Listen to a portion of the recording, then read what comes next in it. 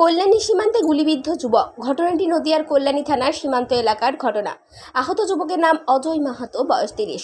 গুলি ছুঁয়ে যায় স্কুটি চালক আরেক যুবকের। আহত যুবকের বাড়ি কল্যাণী থানার চরজাজিরার এলাকার। অভিযোগ, স্কুটি করে দুজন যাচ্ছিল, সেই সময় পেছন থেকে কে বা কারা গুলি চালায়। গুলি লাগে অজয়ের পিঠে, পাশাপাশি স্কুটি চালকের বুকের পাশ দিয়ে আরেকটি গুলি ছুঁয়ে বেরিয়ে যায়। আহত যুবক গুরুতর জখম অবস্থায় কল্যাণী জেএনএম হাসপাতালে চিকিৎসাধীন। ঘটনাস্থলে কল্যাণী থানার পুলিশ। ঠিক কী কারণে গুলি চালানোর ঘটনা ঘটেছে তার তদন্ত শুরু করেছে কল্যাণী থানার পুলিশ। দেখা হচ্ছে বিভিন্ন সিসিটিভি ফুটেজে। কি হয়েছে ভাই? গাড়ি চালাচ্ছিলাম, পিছন থেকে কারা এসে গুলি চালালো, খালি একটা আওয়াজ শুনলাম। আমার দাদা চিল্লাচ্ছিল। এই কি চালাচ্ছিলে?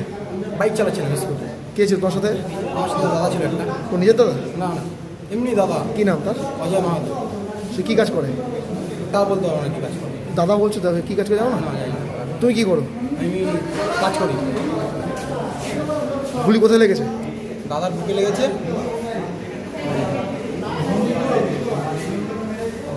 দাদার তো বুকে লেগেছে। কারা কজন ছিল তারা? যারা গুলি চালা তারা কজন ছিল? বলতে পারবো না, পিছন থেকে মেরেছি। কি তারা কি বাইকে ছিল না এতে? তাও বলতে পারবো না, দেখিনি কিসে ছিল। আমরা কোথায় ঘটনাটা কোথায় ঘটে? সীমান্তে, সীমান্ত কোন জায়গাটা? স্টেশনের ওখানে। কজন ছিল তারা? তাও বলতে পারবো না, বললাম। তোমরা কিসে ছিলে? আমরা বাইকে ছিলাম। স্কুটিতে? হ্যাঁ, আমি স্কুটি ছিলাম। চালিয়ে যাচ্ছে রানিং? আমি চালাচ্ছিলাম, চালিয়ে গাড়ি চলে আসে। কি নাম তোমার? দেখুন, আমাদের দলীয় কর্মী যথেষ্ট একটি হঠাৎ সীমান্ত থেকে বাড়ি ফিরছিল। ওরা একটা বাইকে 3 জন ছিল, তারা পিছন থেকে গুলি করে।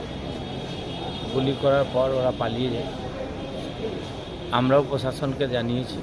এখন তারা ওটি হয়েছে, আইসিইউতে দিয়েছে একজন। তাই এপার ওপার গুলিটা হয়েছে। আমরা কল্যাণী প্রশাসনকে জানিয়েছি। এইভাবে দুষ্কৃতি তাণ্ডব, এটা ঠিক নয়। উনি আমাদের কথা দিয়েছেন কি কালকের মধ্যে, কে প্রশাসন? আইসি সাহেব কথা দিয়েছেন কি কালকের মধ্যে যারা এই কাজ করেছে তাদেরকে আমরা গ্রেপ্তার arrest করব। আমরা তার নিয়ে প্রস্তুতি শুরু করেছি। আমিও বলেছি কালকের মধ্যে করতেই হবে, কেন এটা আমার মনে হয় কাঁচাপাড়া গ্রাম পঞ্চায়েতে এরম ঘটনা কোনো সময় হয়নি।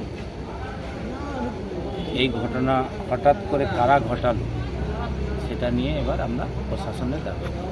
আমি তো এটা বলতে পারছি না কি বাড়িটা কোথায়, এটা তো আইডেন্টিফাই প্রশাসন করবে। আশা করি প্রশাসন আইডেন্টিফাই করলেই আপনারা বুঝতে পারবেন। আমরা আইডেন্টিফাই অ্যারেস্টের দাবি রেখেছি, কেন এটা আমরা কোনোভাবেই মানব না কি আমাদের পঞ্চায়েতে আজ পর্যন্ত কোনো এরম ঘটনা ঘটেনি।